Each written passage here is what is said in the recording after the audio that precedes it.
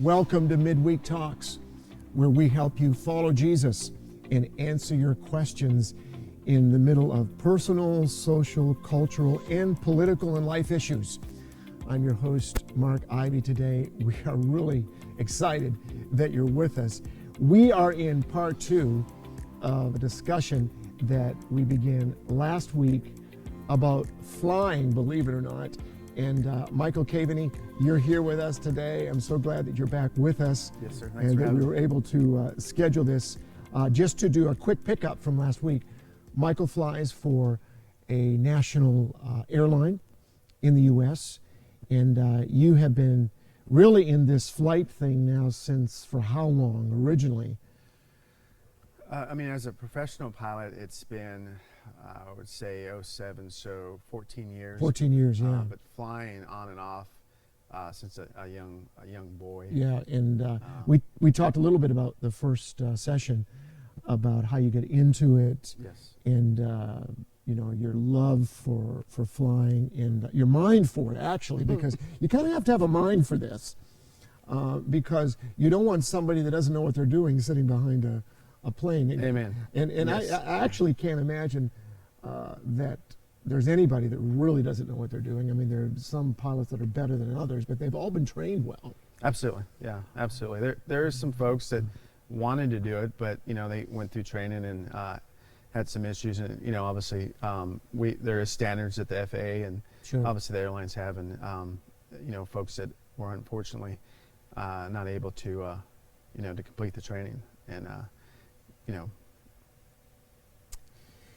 pick a different route, Sure. unfortunately. So I wanted to ask you, not really related to flying, but it is, because you had mentioned last week that your calling and your really ministry is what you're doing. We've talked about this before, that wherever somebody is at, that's their calling, that's their ministry. Mm-hmm. But you made a statement to me, and you said there was a period of time in your life when you were a 90-minute Christian.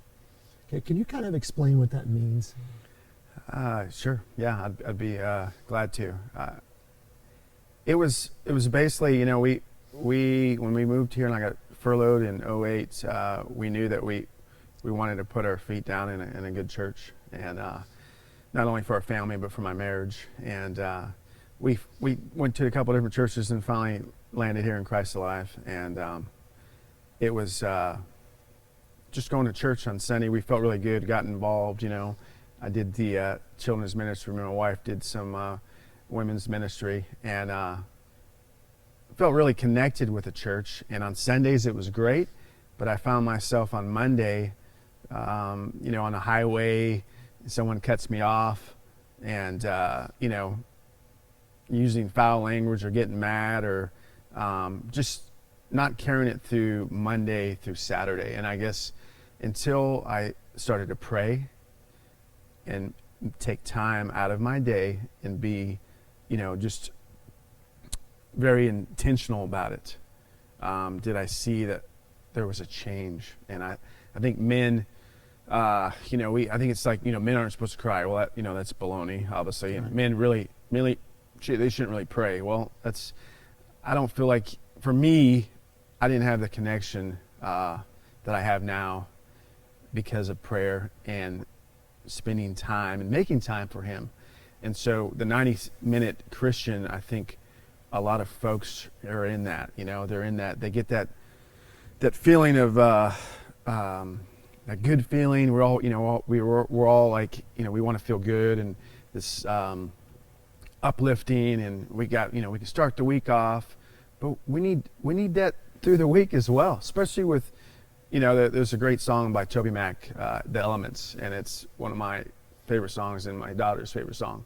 And then if you listen to the words, Elements is basically just the world coming at you, and you have the presence of the Lord in you. Monday through Saturday you can fight the elements. So what was the change for you? Was it like woke up one day and said, I think I'm going to really try to invest myself in a relationship with God? Were there certain things that were happening in your life or in our culture or whatever that said, you know what, I really need to press in like I haven't before? It was really slowing down. Last year, 2020 actually was a very amazing year for me as a Christian, as a man. It happened before 2020, but 2020 was when I was able to quit my second job doing the vibration analysis. And so I had more time. And once I had that more time, I realized that I was spending it either, on social media or, doing things that I wanted to do. And it just, I was convicted of it, So I removed social media from my phone. Not saying that it's, anyone needs to do that, but for me, I was getting kind of, it was influencing me, influencing my mood. Distraction. Yes, and, yeah, especially political and the Yeah. COVID and this and that, and my job, not knowing if I was going to have it or getting furloughed again. And so I'm like, I knew I needed something stronger and more of a standard. And so when I devoted that time to reading the Bible and really being connected and just genuinely in it, not having any distractions. My wife knows I sit down in the morning, either in one living room or I'll go upstairs or go outside, somewhere that's just peace and quiet. I'll put my phone in airplane mode if I'm reading on the Bible app. Airplane mode, no pun intended. Yeah, no pun intended, yeah. But what I will say is a lot of folks, they're like, I don't want to read the Bible. I can't read that scripture. I can't get anything out of it. Well, I would say, there's so many platforms now, but if you get the Bible app and you start with a devotional, which, or a plan, basically, you can, on fear or faith or marriage or anything, there's all kinds of options you can pick, but start with that. For me, I got even more hungry. And so now I'm able to pick up, a Bible, and fill the pages and open it up to John, or Acts 9 is what I read this morning. It was the story about Saul, and which really hit me. And enjoy it and just be like, wow, just feel it. And it's a feeling that it's not going to go away. You know what I mean? Yeah. With social media and all the other stuff and platforms, we've seen all the restrictions on it this year and last year. And I guess I'd ask folks that are using that or don't want to read the Bible, that could be taken away. They could shut down Facebook or Instagram or whatever. But what do you got then? But what do you got then? Yeah. What's going to be there? Right. The Bible's going to be there still. It's still going to be there. Regardless if you use it as a second income for, an Instagram or whatever, the Bible's always going to be there. So for me, it just, once I got in it and started devoting time, it literally changed my life. My atmosphere, everything, my persona, my marriage, absolutely. Yes. 100%, and this is an accurate statistic. Sometimes when men particularly come to me and talk, and they say, I'm kind of struggling here and struggling there. The first question I ask them, okay, what's your devotional time look like? Mm-hmm. Are you in the Word? Are you spending any time? And sometimes when you say that, I think, I've got to spend 4 or 5 hours a day. That's not what I'm talking about. 100% of the men that will come to me with an issue, when I ask them the question, do you spend any time in the Word? The answer is no, not really. Yeah. I don't do that. I tell them, you got to have tools in your box. Absolutely. Everybody's in a certain occupation doing something. Mm-hmm. And you can't build a house without the tools. You can't drive a car without an engine. You can't fly a plane without a cockpit. I tell them, let's start with 15 minutes a day, just with Jesus. And really part of it is personal discipline. Mm-hmm. You don't always feel like, I'm going to do it. I just can't wait. Sometimes you don't always feel like it, but personal discipline is so important because you got to have some tools in the box. Mm-hmm. And what I tell them, they'll say, well, I don't ever remember what I read. I say, okay, let me ask you a question. Do you remember what you had for lunch? So we're approaching Valentine's Day, February 14th. I say, do you remember what you had for lunch a year ago on February 14th? Of course, no, I don't know what I had for lunch. Okay, tell me what you had for dinner on February 19th. I don't remember. Well, can you remember back what you ate every single day? Well, no, not really. But you're alive today because you ate it, even though you can't remember what you ate. Mm-hmm. And that's kind of like what it is to be in God's Word. We don't always remember exactly, but we're alive spiritually because we ate that day. And Jesus made a statement.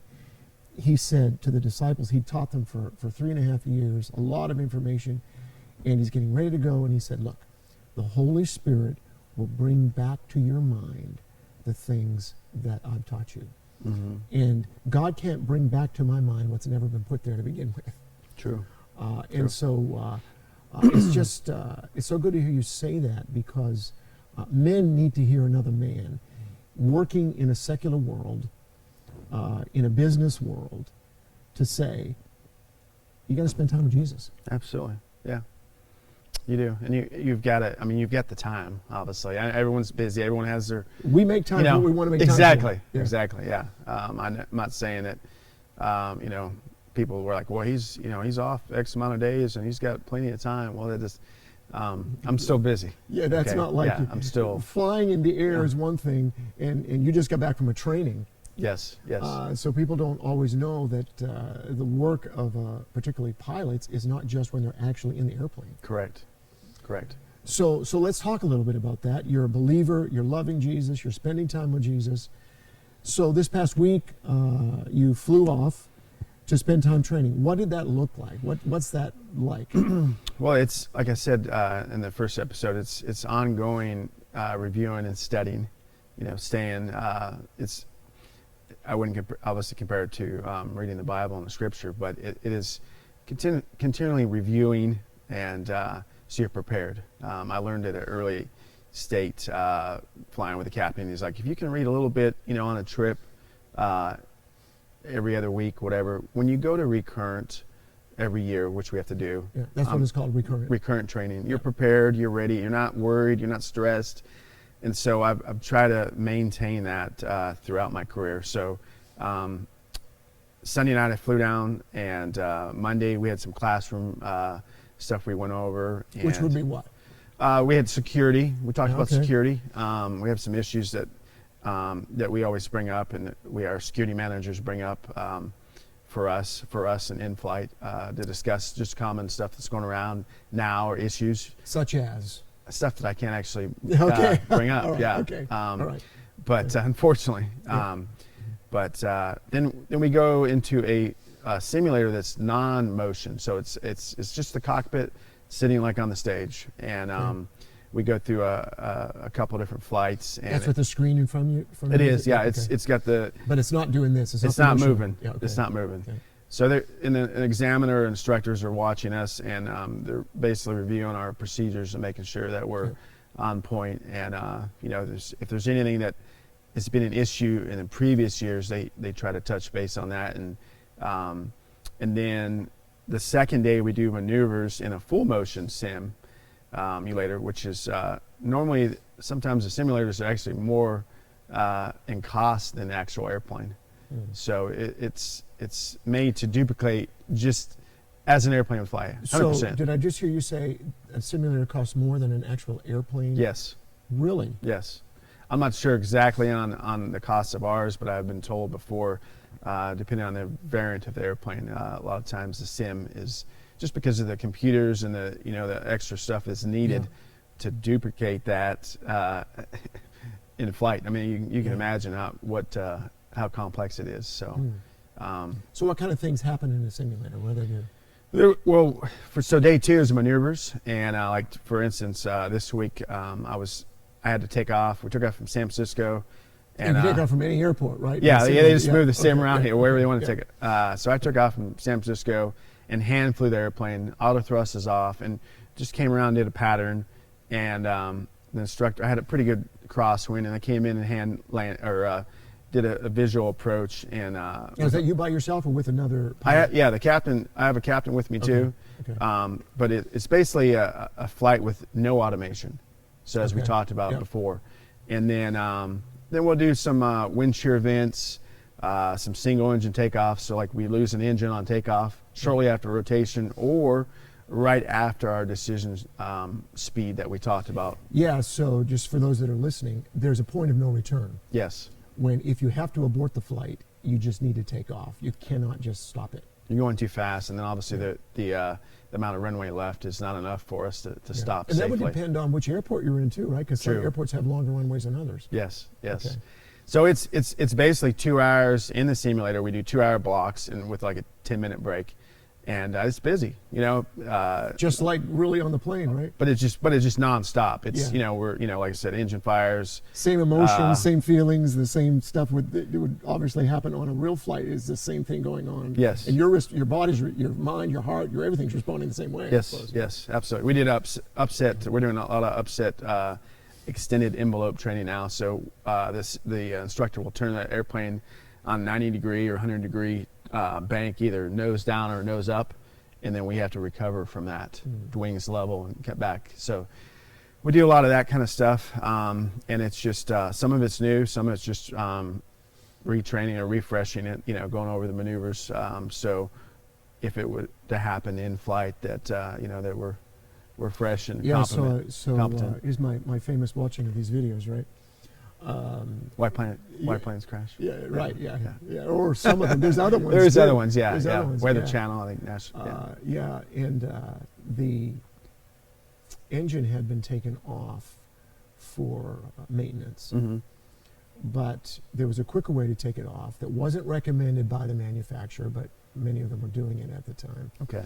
They took off the whole engine, and the piece that holds it to the wing came off. Okay. And in so doing, hydraulics and everything disappears. Mm-hmm. And so the plane, obviously leans toward one side, and Mm-hmm. the flaps are not where they're supposed to be, and everything. And I'm like, this is not good. Yeah. Yeah. Absolutely. And so all of that stuff happens in a simulator, right? It does. Yeah. Not so much. I mean, that scenario is the whole engine coming off. Yeah.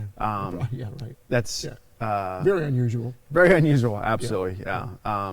But we will have where the oil completely is lost, and so the Mm-hmm. engine actually locks up, and it's a core lock, so the fan's not moving, so it causes even more drag. Okay.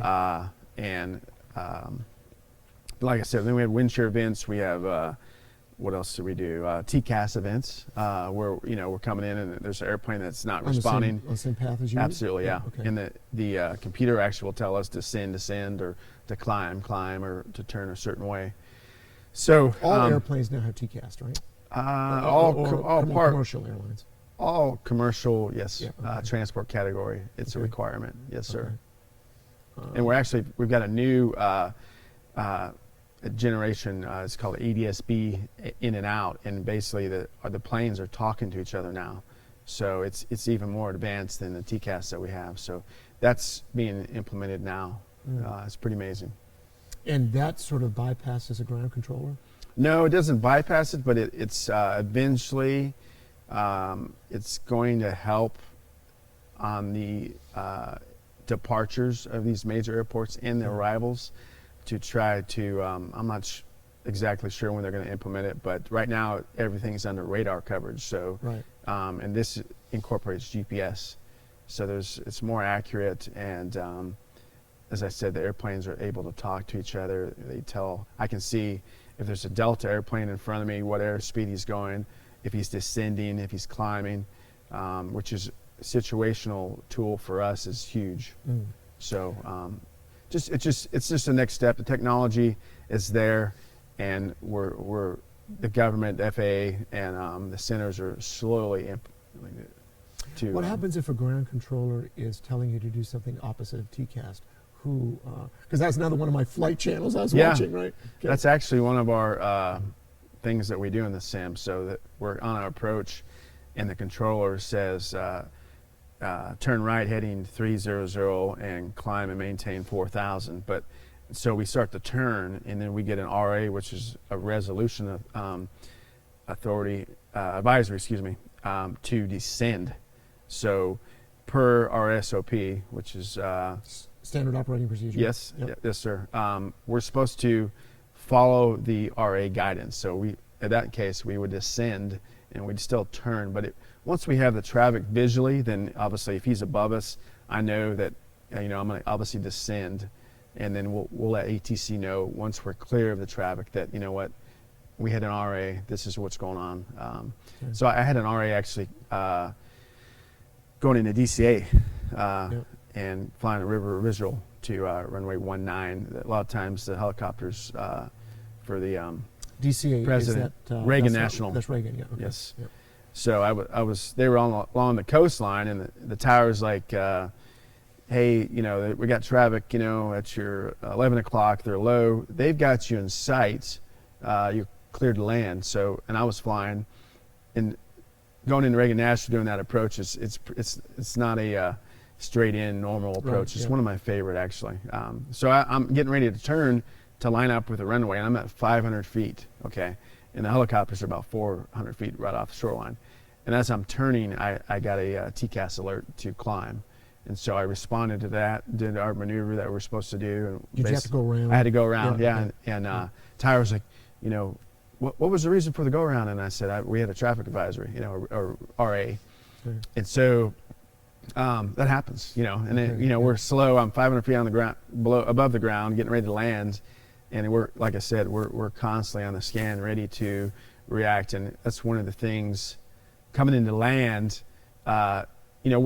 we're focusing on landing, but we always have that in the back of our head that, we might have to go around.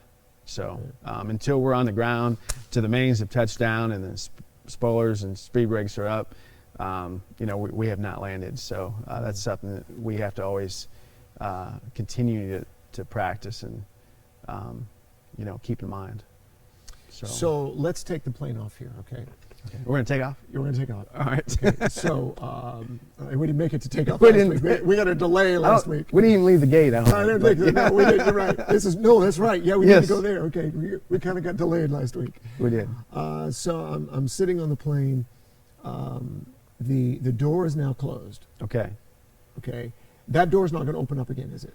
Except for an emergency. Correct. Okay. Correct. So if somebody's missed the flight, too bad, so sad. Yes. Yeah. I mean, we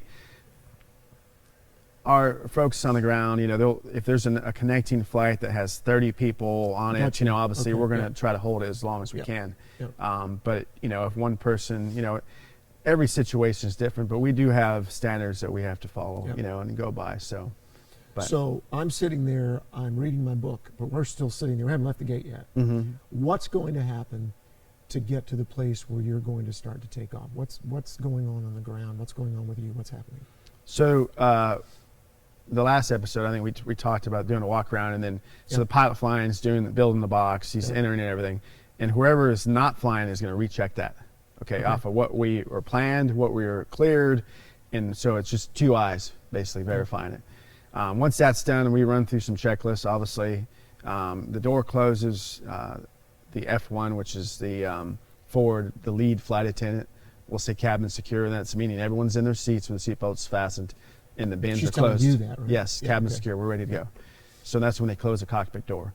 I hear this a lot of time. Cross-check. Cross-check. Which means what? That's them talking about the door. So if they, if they're over on the over wings or back, they'll say, 1L and R closed, cross-check. They're basically verifying that the door is closed and armed.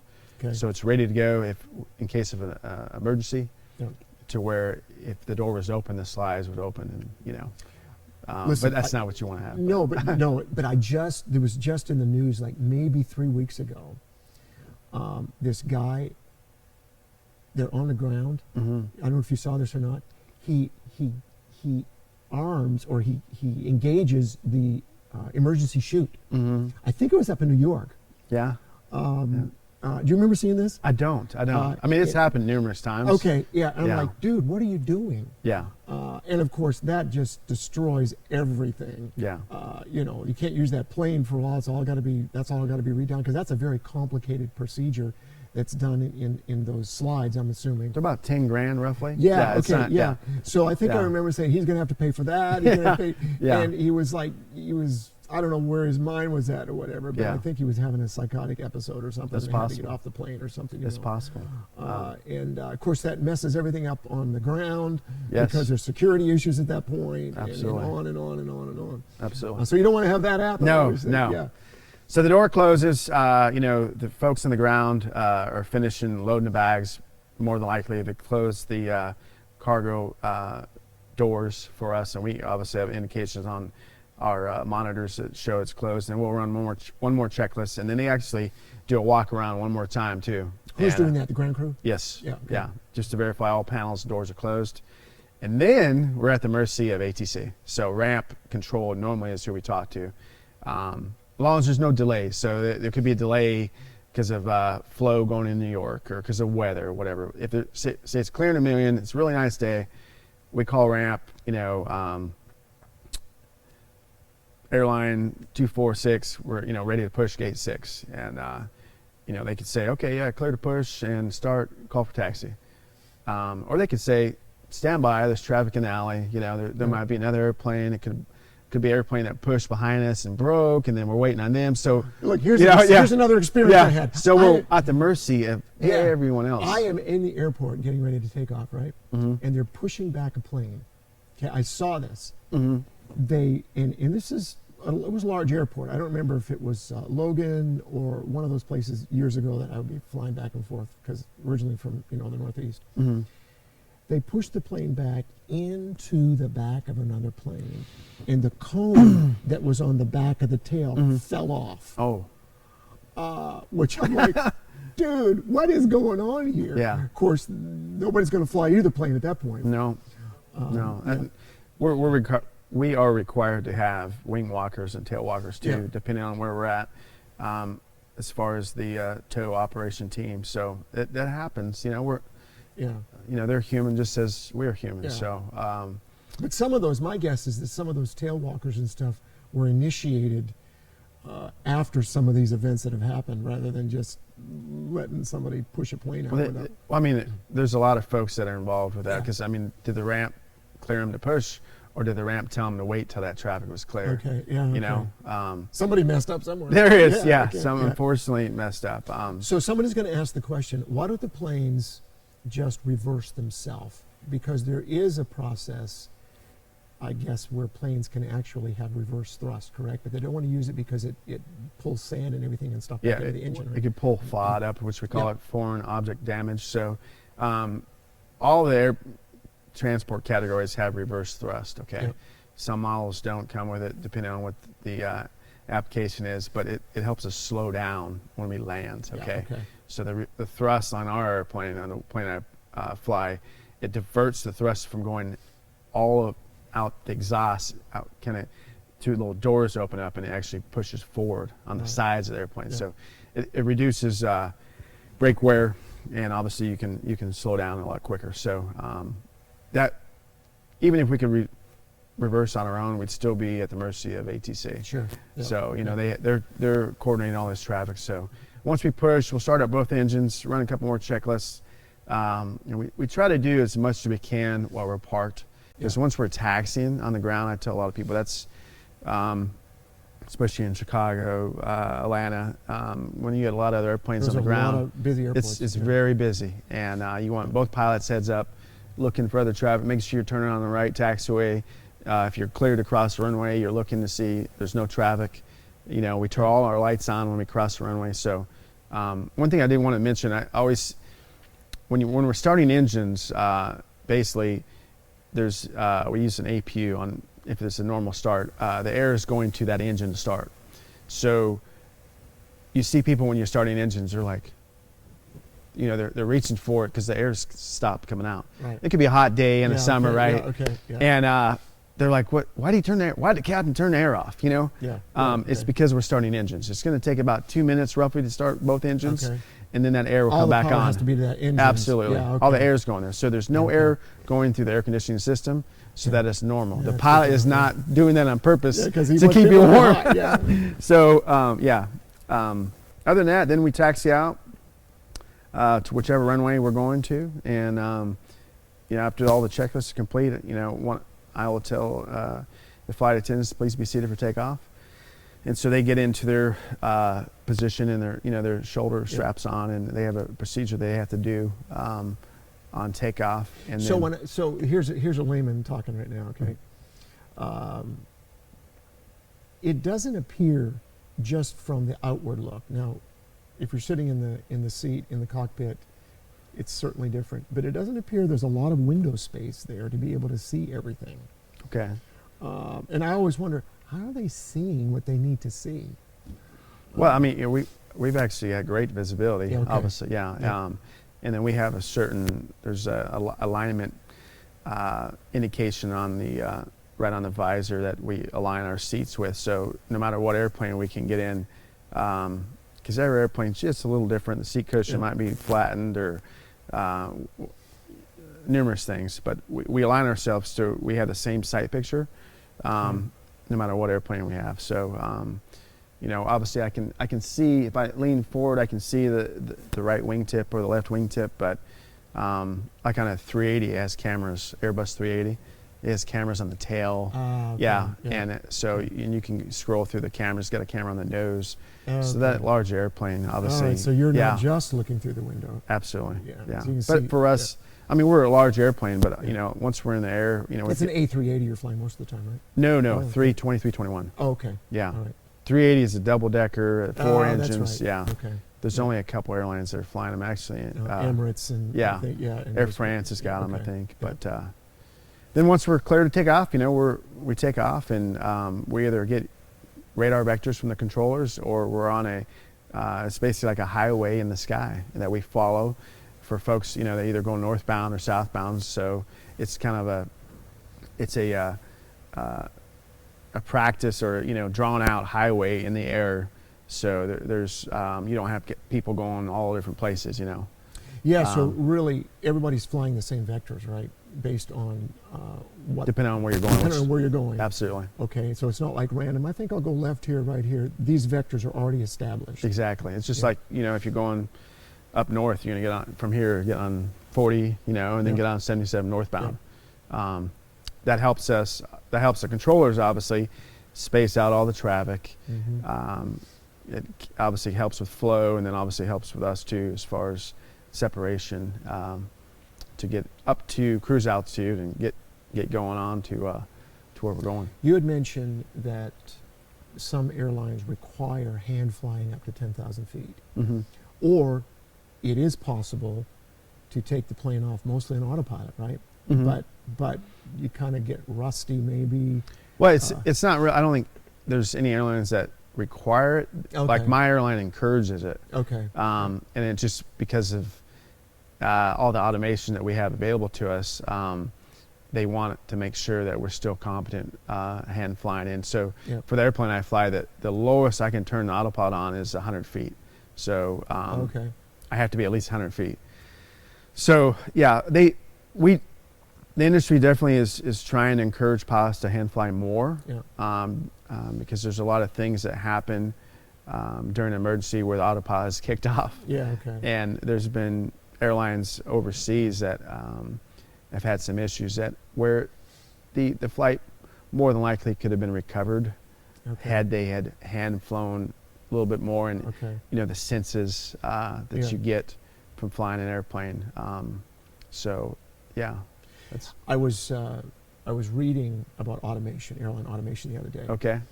And it was giving a list now of everything that is automated. I mean, all the systems that have the potential of automation, and some of them are always automated. The pilot's not really doing anything with it, but they're automated.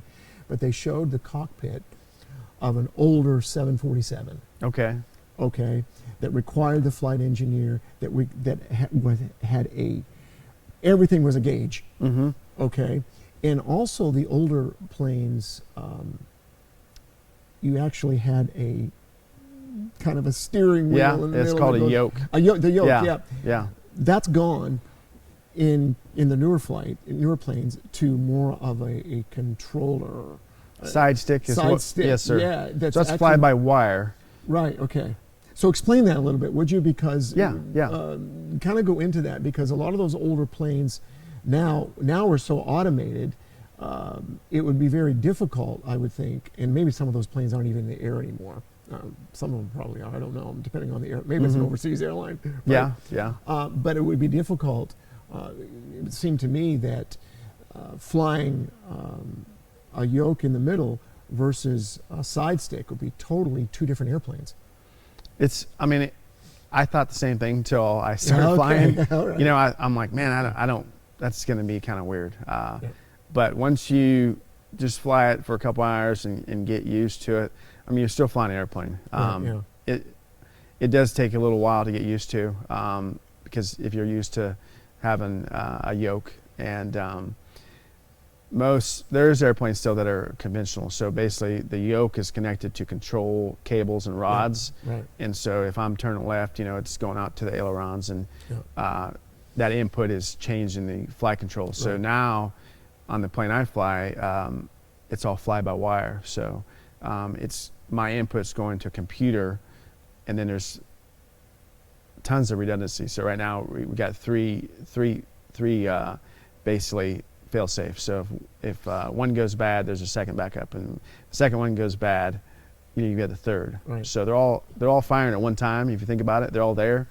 So that's a good thing about the automation and where we're at. But so my input goes to a computer, and then the computer tells what surface to move. And that actually started back, you know, in some of the military airplanes like the F-16. Yeah. They had it, but Airbus was the first, I believe, to incorporate a fly-by-wire, is what it's called, aircraft. So it takes a little while to get used to. I think, but it's still the main principles of flying an airplane, and your scan, looking at the gauges, and you know, looking outside and in and out on an approach is the same. But the biggest thing about the flight engineer, like you said, on older airplanes, all that stuff that he or she did now, a computer does. Right. Which is just, to me, it's just, it's amazing. I hate that's removed one more person out of the cockpit, obviously. Yeah. But you know, we're very efficient now. Our fuel burn and routes, and you know, the computer's doing so many things at one time that it's enabled us to be very proficient, and it's definitely made the cockpit safer as well, and the airplane safer. So we're cruising now. Mm-hmm. What are you doing? Well, we're obviously continuously monitoring, so we're watching our fuel burn compared to our plans, and we're looking at, you know, weather at our destination, weather en route. If we're going over the Rockies, you know, we're talking to other airplanes or asking for ride reports because of turbulence, because of the mountains and stuff, you know, that's caused by the terrain. So we're constantly reviewing stuff, preparing. I mean, if you're going from the East Coast to the West Coast, it's normally 5 to 6 hours, so that's a long time. But top of descent, which is basically the point where we start our descent, is normally within an hour or so of descending to our airport. So once we get to that point, or about 500 nautical miles from the airport, that's when I'll start getting the weather for the destination, checking on our gates and building a box for the approach that we're supposed to do, adding the winds, the temperature. Is that an input into a computer? It's into our FMS, yes. Yeah, okay. Yeah, so basically I'm entering all the information into the box, so the airplane's ready. The weather could change. It could, yeah. You know. So ATIS comes out every hour, which is the local weather at that airport. And then if there's anything significant change, then they'll put out a change notice saying this is a special. You know, it's not clearing the mirror now. It's a half-mile visibility, and you know, whatever the winds are, the ceiling. So we're constantly updating that, definitely, because the airplane needs to know. Actually, the thrust is looking at what temperature it's on the ground, the winds, which is pretty awesome. So there's a takeoff weight and there's a landing weight. Mm-hmm. Again, one of my shows I watched, fully loaded flight with fuel takes off and has a significant issue and immediately has to land. Mm-hmm. That plane, though, that particular model of the plane did not have a dump option. Okay. To dump fuel. Dump fuel. Talk to us about some of those procedures. Okay, so you take off, or would most emergencies happen on takeoff and landing or cruising? Well, I mean, I wish I had a, Right. Okay. yeah. There's no. Yeah, okay, there's get it, no, yeah, I okay, could say, yeah. oh yeah, crystal ball and say, Yeah. Okay. but if you look at just the stats from issues or incidents, a lot of them happen obviously on takeoff or landing, just due to the power coming up to toga or to a higher setting that normally it's at, and then just the being close to the ground, birds, other traffic, that kind of stuff. Yeah. But it can happen in cruise obviously as well. But yeah, it's I'm not sure.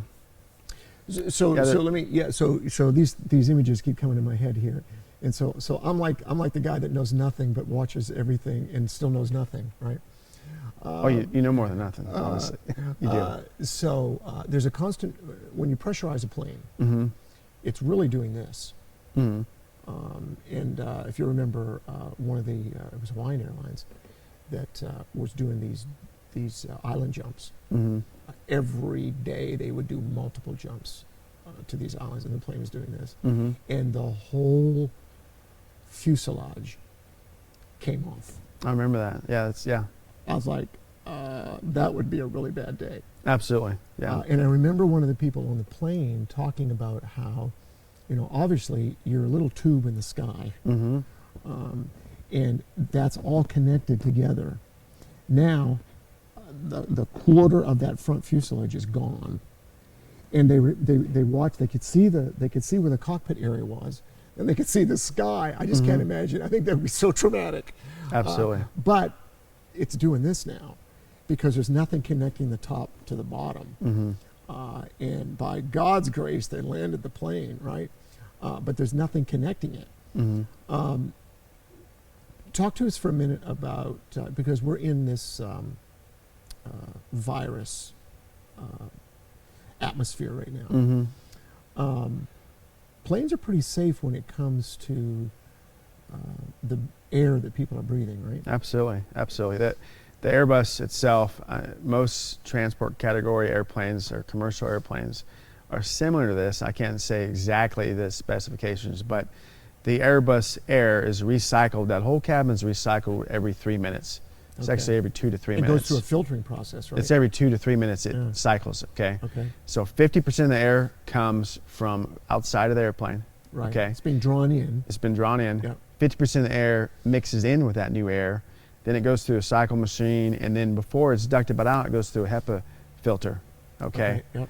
And then it's ducted back into the airplane. So I like to say to folks that have an issue with flying and the virus and the air and stuff, I'll normally, as just kind of to lighten the subject or the atmosphere, I'll say you're better off flying an airplane going somewhere versus going to a grocery store, honestly. So, and there's protocols. Obviously now you see that federally mandated mask usage. Right. So before all the airlines were requiring you to do it. Now it's a federally law. So it's definitely I feel comfortable. My family feels comfortable. Sure. I want obviously folks out there to feel comfortable as well. And just do your research. It's on most company websites discussing what I just explained. But that's why there's been it's not zero, but it's negligible COVID spread on airlines. Absolutely, yeah. There's been numerous tests. Yeah.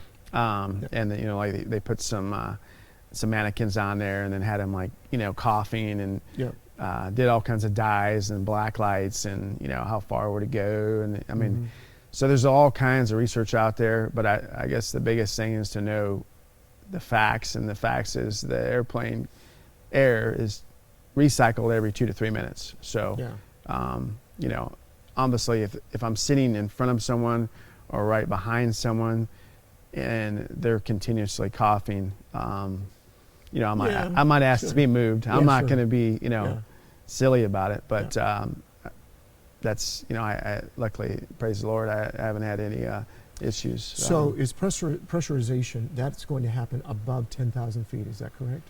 Well, it starts pressurizing slowly. Okay. So at cruise, On average, the cabin is at 8,000 feet. Okay, Okay. that's what you'd feel. So like you'd go to Denver, which is a mile high. Yeah. It's a little higher than that. So that's why people that might not be feeling well, or had too many drinks on the ground, so the air is thinner up at there. Okay. So we're about 8,000 feet, and it's a gradual climb, so it's comfortable to you and the folks that are flying with us. So I'm asking that question because if you are above a certain, like say you're at 38,000 feet, Mm-hmm. and there is an emergency, you have to get down to a level where people can breathe on their own, which is that 10,000? 10,000. That's what normally, yes, sir. Yeah, that's what we're looking for. Every transport category has a requirement by the government that we have to be able to do a descent down to 10,000 feet within 2 minutes from cruise altitude. Okay. So that would be called an emergency descent. Yep. So if you had a rapid decompression, like Yep. say the Hawaiian did, where the fuselage came off, so you're going to go from 8,000 feet cabin pressure Yep. with a differential pressure, because the pressure on the outside is pushing on the airplane, Right. and you have the inside pushing out, Yep. and then you open a hole. It's basically like a balloon filled with air or helium, and you go to the side and you pop a hole in it. Yeah. Okay, all that air is going to come out, and it's going to basically be the same pressure as the atmosphere. So at 37,000 feet, the air is super thin. There's hardly any oxygen, and so oxygen masks are going to drop. Yep. We're going to go oxygen mask on 100%, and we're going to start an emergency descent. Oxygen masks for pilots last a little longer than for passengers, correct? Did I read that? Just because you have to, Yeah, I mean, because you're going to get down to a level anywhere where yeah, people can breathe. yeah, exactly, yeah. But the consciousness amount of time at 37,000 feet is very minimal. It's very small. So, meaning like if I stayed at 37,000 feet and had no oxygen, within, I think it's 15 seconds, it might be a little bit more, I can't remember off the top of my head, I could go unconscious. Okay. Yeah. And so that's happened a couple times in private airplanes, but so we train that Famous as well. golfer, evidently, Yeah. that happened. Payne Stewart. Payne Stewart, yeah. Yes, sir. Evidently, something happened. The oxygen bottle was serviced or taken out for repair, and it wasn't open all the way. Ah. So when they needed it, they weren't getting the full amount of oxygen. So, but we have procedures where we go down. We'll descend down to 10,000 feet where there's plenty of oxygen. But I guess the biggest thing is make sure you put that mask over your mouth and your nose. I don't know if you saw the Southwest flight that one of the engines, the left engine actually, they had an issue, and some of it came in the side of the cabin. Came in the side of the cabin. Yeah. I did see that. Yeah. And so some people were taking selfies, Yeah. and I remember this one guy he had a selfie with a mask on, but he didn't have the mask over his nose. Okay. So it's kind of, It's dangerous. yeah, Yeah. not what you want to do. You want to put it over your mouth and your nose. So then you're So- going to look for where's the closest airport Absolutely. that can accommodate the type of plane. that Type you're of flying. plane, yes, sir. And the weather, obviously, terrain we're thinking about, and just obviously talking to the flight attendants, making sure there's nothing else that we need to be, because there are our eyes and ears as well, Yeah. in the back, as far as if there's mechanically something going on, But with the new planes, you could almost see 360 around the plane if there was a problem with the engine. Can you see that? No, Or I mean, no, like not really. no, Okay. no. Okay. Still, you're going by your indications and what you're being told. So, like if we had an engine fire and we put the fire out and we fired both bottles on the engine, and it's saying it's still on fire, Yeah.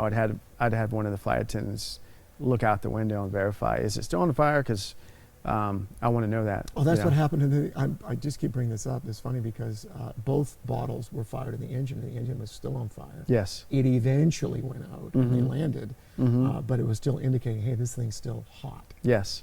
Yeah. And that's why when we're doing all our procedures and emergency descent or dealing with the non-normal is what we call it, when we find the airport we're going to land at, we'll obviously let them know, we're emergency aircraft, and they give us priority vectors to whatever, approach. a lot of times they'll say you've got any runway, land, but Right. then we'll request crash, fire, and rescue folks to be at the scene, being Right. ready for us. So Yeah. as soon as we touch down, they're right there looking. Let's talk about flight data recorders for a minute. Recording everything that's going on in that flight. Mm-hmm. Here's another probably really people watching this who are pilots probably roll their eyes if I ask this question.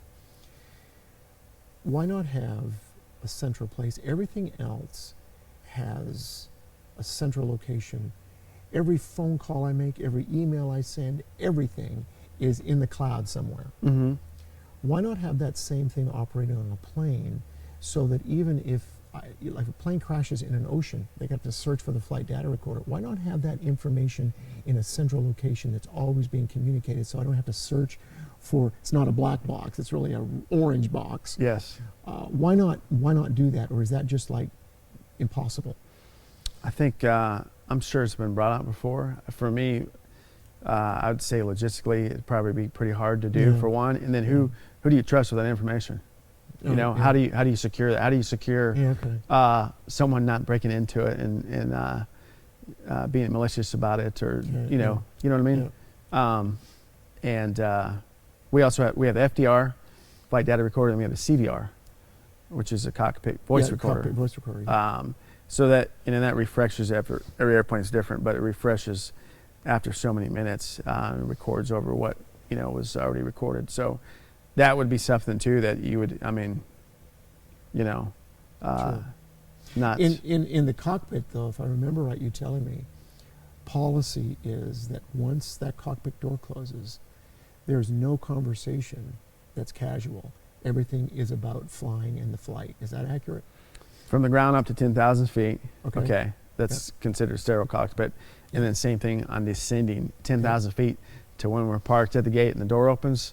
That's considered sterile cockpit. Okay. So does it happen sometimes? Yeah. Above 10,000 feet, can you be like normal again? Or not really? Well, but- you still got to be on Yeah. point and paying Yeah. attention, obviously. But once we get up, usually you might discuss something real small or whatever. But once you get up to cruise is really when things slow down a little bit, and we might chit chat about whatever, but we definitely leave politics and that kind of stuff Okay. out of the cockpit. Yeah. So we try to. Obviously, some folks still imagine to bring it out, but there's been some issues that the companies and the unions have just expressed. Please, let's leave that on the ground. So. So we're descending. We're getting ready to land. What's going on? All I'm looking out the window and I'm seeing, hey, pretty mountains. Yeah. Look down there. That's nice. What are you doing? What's going on? So we have a descent profile that we're following. Obviously, if a center has said, I want you to cross X, Y, Z at this altitude, so I'm ensuring that we're going to make that. A lot of times there's speed restrictions. Or, centers might tell it might be too much traffic coming in that airport, and they might slow us down. So you're back there saying, we should already been on the ground. What's Right, going on? okay, right. What are these yahoos up there Yeah, doing? okay, Well, okay. we're complying by what ATC has told us to do. You don't really have control So- over any of that. No. No, I mean, if yeah. they tell us to turn right or left, to a vector that, here's the airport, and they've turned us basically 90 degrees to where the airport is, and slow to 250 knots. I mean, we do that. We don't say, hey, we're supposed to be on time. Yeah, yeah. So they're doing that for the safety, obviously, and the flow of the traffic. So I build the box, as I said, with approach and the weather and all that kind of stuff, review it, and then the pilot that's not flying, she is gonna review that and make sure I didn't miss anything, and make sure that everything was put in there correctly. Okay. Yeah. And then I brief the approach. So then we have approach plates for each runway, depending on what kind of approach we do. I'll brief the pertinent items on the approach, what altitude we can go down, what visibility we need to shoot the approach. Do you have like, map may not be the right word, or an actual book isn't even the right word, or something that shows you the runways of that airport. Yeah, before technology it's yeah, like okay. it is. So all our charts now Yeah. are on an iPad. Okay, yeah. Which okay, is yeah. amazing. Before, when I started, we had to carry this big old suitcase around. Yeah, I see a lot of pilots years Which ago. some of them yeah. still have it. They just Okay. they're like refuse to get rid of them, Okay, yeah. which is fine. Okay. But yeah, we had all our paper charts, and every Yeah. 2 weeks we had to update all those. Okay. So yeah, that was fun. Yeah. Anyway, so now I just push a button, update. It's Okay. so spoiled. That's good. It's pretty yeah. nice. Yeah. So anyways, we go over whoever's flying the airplane, we'll brief the approach. We'll talk about pertinent items like, if there's a contaminated runway, if we need icing on the descent, if it's clouds, or if there's icing in the area. And then, we even talk about where we're going to try to exit the runway, any threats that we have on the ground. If we have to exit the runway, then stop before another runway, we'll mention that, as a threat and just be, heads up on that. And then what gate we're going to, any delays that we expect, if the plane's turning, or if it's Iran, which means remain overnight. So if it's going to remain overnight, we're going to shut it down totally. Okay. If it's going back out within an hour or two, we'll start the APU Okay. to keep it nice and cool or warm for the folks, our customers. And then, then we'll, whoever's not flying, we'll make the announcement to the customers in the back. Ladies and gentlemen, we start initial send into San Francisco. We'll be on the ground in 20 minutes. Seatbelt sign will be coming on shortly. Here's the weather. Pertinent information that, Yeah. most people, we've done a lot of studies on it, and questionnaires, surveys that, people like to hear that. What do you think? Do you like to hear what's going on, or are you just kind of like, oh yeah? Yeah, the weather's important. The weather's Yeah. part of the big thing. Okay, what's Okay. the temperature I'm getting ready to land, right? Yeah, Because I've probably already checked it myself, more than likely, yeah. Yeah. But it's nice to hear it. Okay. If it happens to be raining in the moment, I'm like, Yeah, or whatever. No, it's good. yeah, okay. And humor is always good too. I know some airlines don't like humor Yeah, because they probably feel it lessens the safety factor hmm on a flight. But humor is always good. I think it is too. I do. Yeah. And we, I try to incorporate it somewhat in my briefs if I can, Yeah. and I know a lot of flight attendants do as well. Yeah. And I think it lightens the air, thins the air a little bit, kind of, Yeah. puts people at ease, and Yeah. we try to, obviously show that obviously we enjoy what we Yeah. do. And So I'm on the ground. I'm taxiing in. It's pretty normal at that point. Ground control then. Is there somebody different directing ground traffic versus those who, once they take off? Yes. So there's tower that we're talking to. There's actually regular center, and then there's approach control that we talk to that's Okay. bringing us in and helping us get lined up and follow the traffic that's in front of us and keeping us give us a speed. Yeah. And then once we're in a certain basically area close enough to the airport, they'll transfer us over to tower, and then tower will give us a clearance to land or not, and then or tell us to slow down and stand by, continue approach, and we'll give you clearance shortly. Yeah. And then once we touch down and get off the runway, they transfer us normally over to ground control. Okay. And then we talk to them. They'll ask what gate you want to do, and they'll give us instructions to taxi. And then normally, if it's a large airport, then we have to talk to ramp. Okay. And so then that's we're at the mercy of another, area of folks that obviously they're controlling airplanes. There could be an airplane on our gate. It could be traffic in the alley, and they might say, we need to go over here and hold, it's going to be about 20 minutes, your gate's occupied, or, whatever. Yeah. So that's when we have to Okay. get on the horn Yeah, and okay. say, ladies and gentlemen, unfortunately, Right. that's- Nobody likes to hear that. Yeah, You- exactly. Yeah, okay. Yeah. we're 30 minutes early, Yeah. but our gate's Can't get in there for occupied. 15 minutes. Yeah, and it's going to be okay. another 20 minutes. So Okay. we're like, Okay. that's, it's it happens, and Yeah. it's unfortunate sometimes, but like I said, it's for how many airplanes are flying in a day, and the machines, mechanical Yeah. things happen, weather happens. Yeah. There's so many elements actually that we're dealing with. From talking to you privately and these last couple of times we're together, because we're out of time, And Are we really? I mean, yeah. Yeah, we did make the flight, so that's good. We did make the flight, yeah. And Awesome. I'm like, wow, we could just go on and on about this. Airlines really are trying to do their very best. They're not trying to manipulate passengers. Oh, absolutely. You know, because Yeah. we're sitting, you know, if a plane is delayed and we're sitting on the ground, oh, they're not telling us the truth. It's really more about they do want to get this flight going because they don't make money if they don't fly. True. And that airplane's supposed to be at this airport, you know. Right, it's got to You go know, somewhere else. yeah. And different crews got to come in. And, Yeah. and that really messes everything up. Yeah. If that doesn't happen. Absolutely. And we know, I mean, obviously, customers, obviously, you know, they want to be on time, and we do our best too. Yeah. And they could be our biggest advocate, or they could be our, Yeah. you know, not a negative, you know, Yeah. because now with social media and every platform Sure. now, you know, So take 60 seconds here as we get ready to close. Just talk to somebody about pursuing dreams, whatever that is, mhm. and pursuing the dreams with Jesus beside you. I would be honest with yourself would be the biggest thing, and be intentional with your time. You know, if you give your heart to the Lord, and are open with yourself, the doors are open. The doors are going to open, and you know, set goals and strive for them. You know, and if you stay, I believe if you stay in the Word and stay focused, the doors will continue to open, and you know, the discipline will come.